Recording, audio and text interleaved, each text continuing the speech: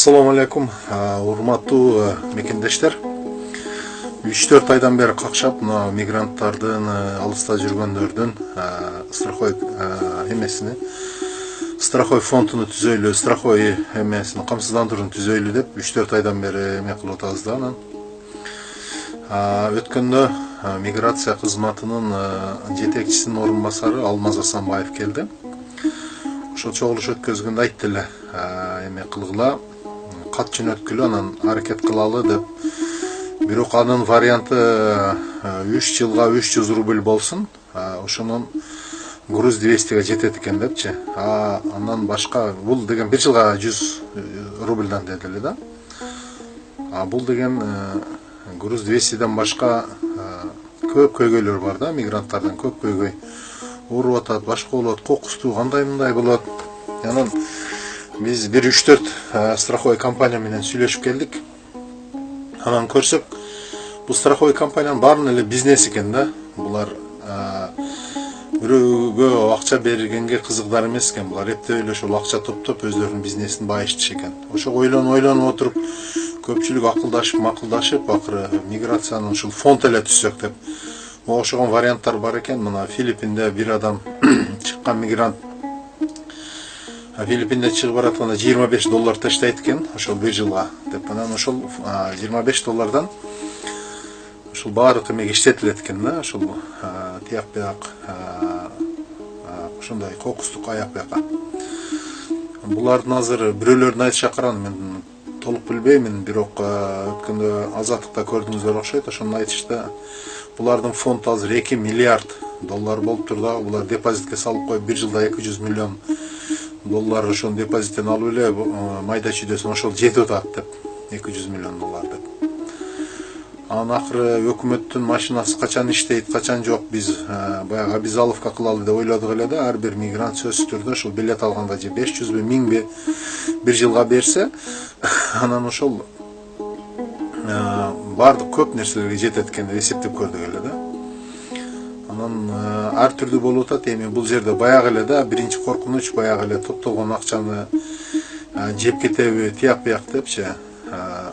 Мындай практикада болуп атат. Ошого биз ойлодук эле, ошондой бир фонд түзүп туруп, бир ыймандуу 10 адам, 20 адам ошону контроль кылып бир тыйын иштетпей,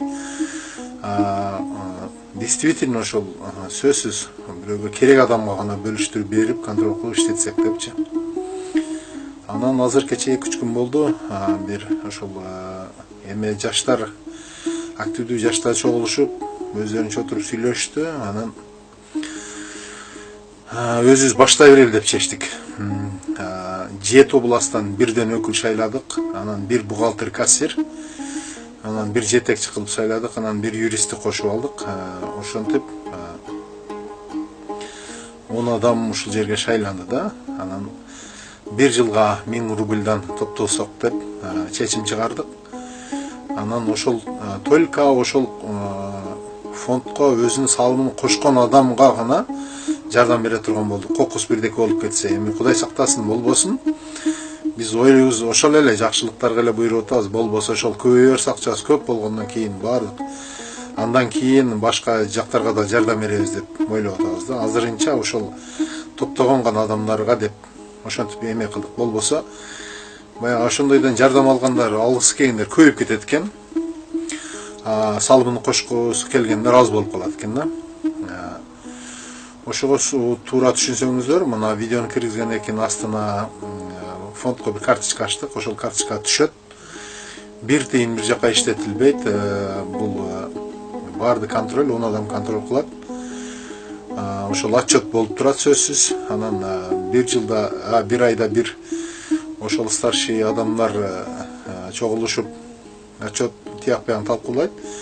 3 айда бир каалаган адамдар менен чоң кылып жолугуш өткөзөбүз да. Каалаган адамдар баардыгы катышып эме кылса боло берет. Текшерип, каалагандай талкуу кылышып. Ушул фондко өзүн ким салымын кошом деген, өзү кошулам деген адамдар болсо, баардык Орусиянын жараны, Кыргызстандын жараны, Американын жараны, Африканын жараны, Казакстан бизге кызыгы жок. Бардык кошулам дегендерге эшик ачык.